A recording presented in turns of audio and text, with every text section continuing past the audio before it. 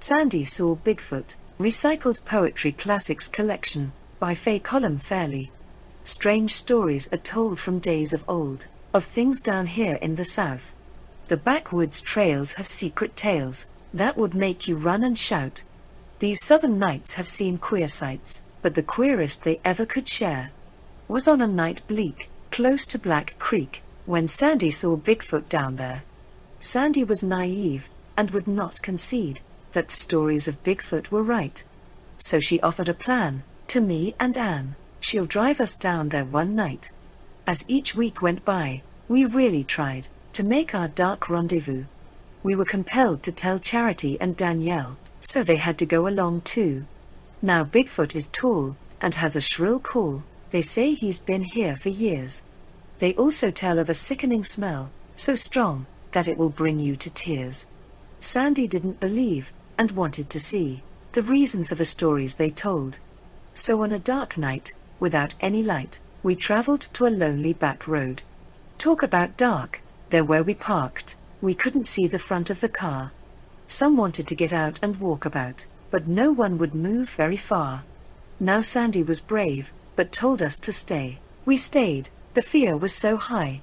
There in the air, from out of nowhere, was a smell more dead than alive.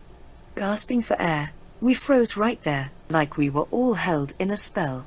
Looking around, making no sound, all five were too scared to tell.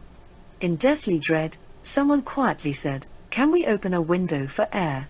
But when it was open, unlike we were hoping, the smell was even ghastly out there. Then with a shriek, Sandy turned the key, then stomped both feet on the gas. Without a word, then we all heard gravel flying. She was going so fast.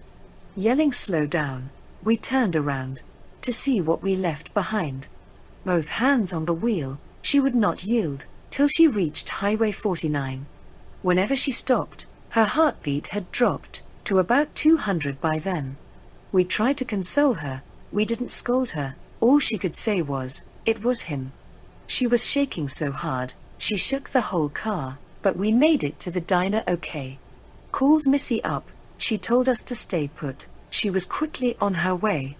"It was him, she repeated again. We thought she might be ill. Then we unbuckled all her white knuckles, and released her hands from the wheel. When Missy arrived, she realized that Sandy might be in shock. We took her inside for strong coffee and pie. It was like her conscience was blocked. He is real, standing on the hill, standing by that big tree." Then Missy spoke up, "I've heard enough, I'm going down there to see." "Oh no," Sandy said, protesting in dread, "you can't go down there alone." "Then you lead the way, I will stay, and you can go back home." With new bravado, Missy followed, as we led her into the woods. Unlike we'd known, the smell was gone, things looked just like they should. There's much to be said of suggestive dread, it might lead you astray. On the other hand, beast or man, of Missy, might be afraid. In daylight, we went back, found our tracks. Sandy looked at the hill to see. Her legs went limp, because it was then she realized there was no tree. She got in her car, locked all the doors.